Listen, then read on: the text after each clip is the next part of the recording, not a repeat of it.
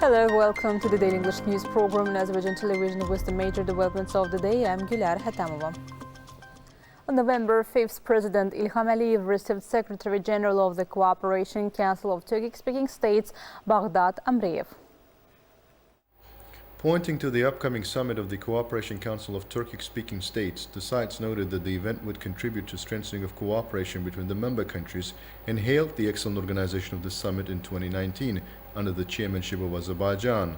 Secretary General of the Cooperation Council of Turkic-speaking states, Bağdat Amreyev, congratulated the head of state on the Victory Day, emphasizing that not only the Azerbaijani people but the entire Turkic world was honored by this victory.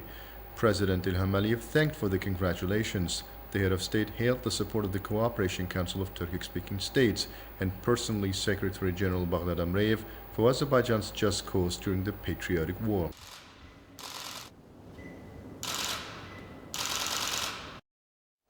President İlham received former Prime Minister of the Republic of Turkey, Binali Yıldırım. The parties said that the 8th Global Baku Forum under the motto The World After COVID-19 is a very important international event for discussing important issues. The excellent organization of the forum was praised.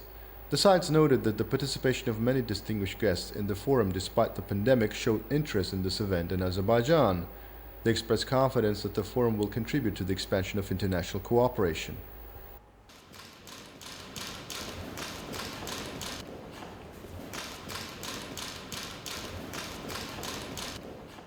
President İlham also received Deputy Assistant Secretary of the State for South Caucasus Regional Conflicts and Southern Europe, Erika Olsen.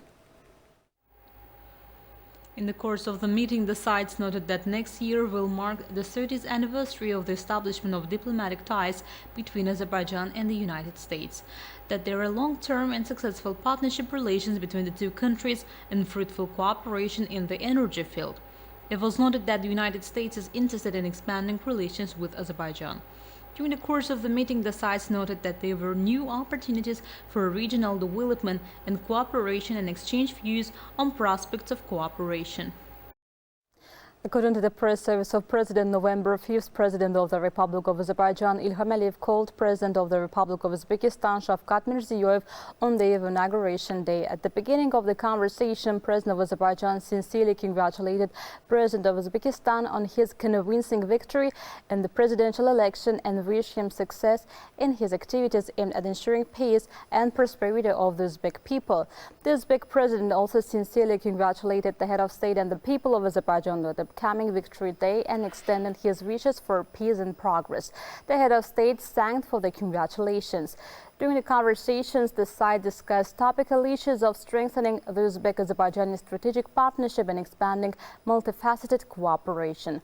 The heads of state held the continuous dynamics of mutual trade indicators and the increase in the number of joint projects in various sectors of the economy.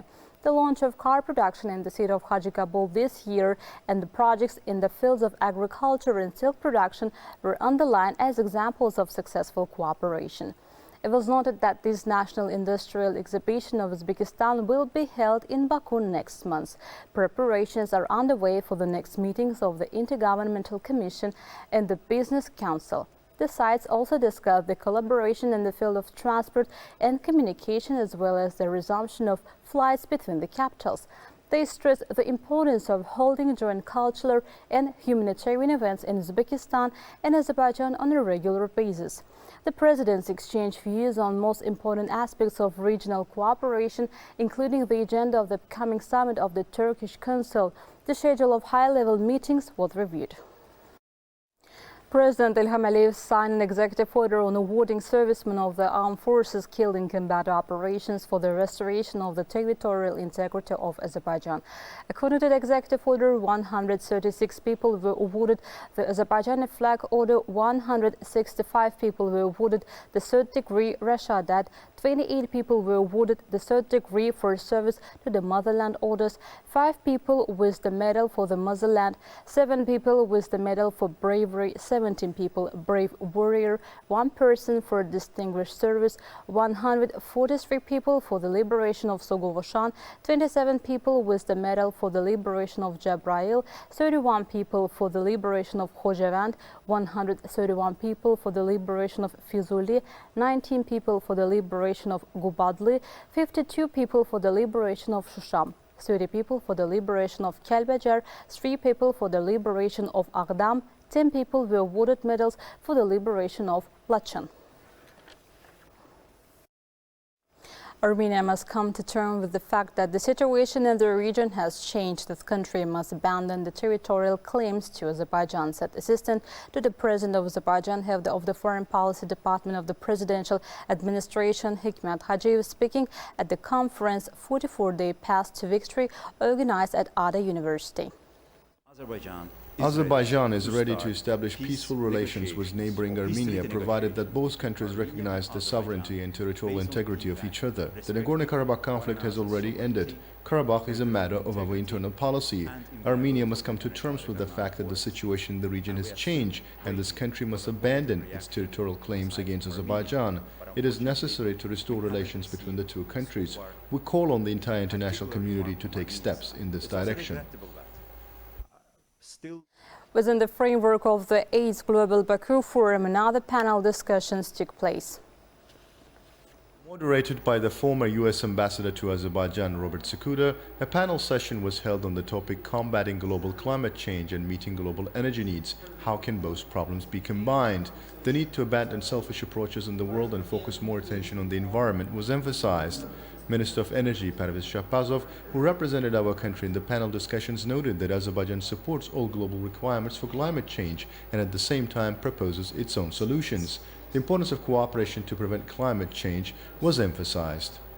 The forum is a very good platform for a number of important areas at the global level. I am happy I am participating here. The panel on climate change that took place is a very important topic for us. I'm glad that the Karabakh problem has found its solution. The infrastructure is being restored, kindergartens and schools are being built. This will give an opportunity to show once again what Azerbaijan is capable of. This forum is a very significant event. I thank Azerbaijan, President Ilham Aliyev, and the organizers of the forum for bringing together people from different countries to discuss important issues. In connection with the victory of Azerbaijan, I want to say that this is the success of your country. Seeing the atrocities and barbarities committed by the Armenians for 30 years, I was horrified. They destroyed monuments and government buildings. Susan Elliott, President of the U.S. National Foreign Policy Committee, moderated the Public Health and Vaccine panel and noted that the pandemic has caused serious damage in many areas.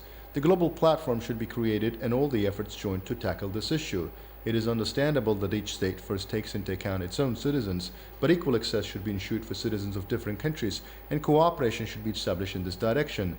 The results achieved by Azerbaijan in the fight against novel coronavirus are taken as an example by the World Health Organization. First Deputy Minister, Acting Minister of Health, Teymur Musayev, informed the panels about the work carried out in this area.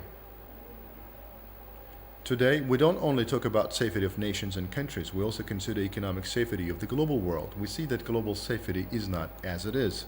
The source of safety of global countries is the same, be it in Europe or elsewhere. The values of the global world have changed. I came from Africa. The forum is very well organized. Representatives from different countries have gathered here. Fruitful discussions are taking place. I congratulate you on the liberation of your territories. One can envy the development, technological advance, and architecture of your country.